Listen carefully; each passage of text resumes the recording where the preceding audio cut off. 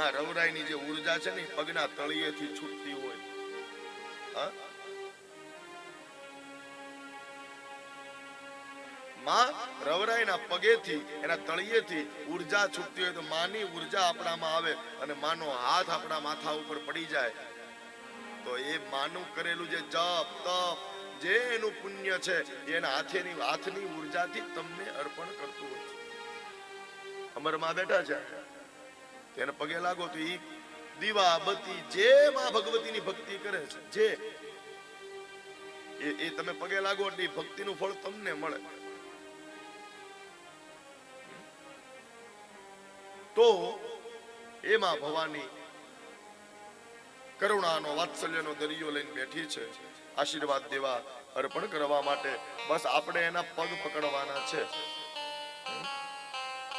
Devi Prapanna વિહરે પ્રસીદ પ્રસિદ્ધમાં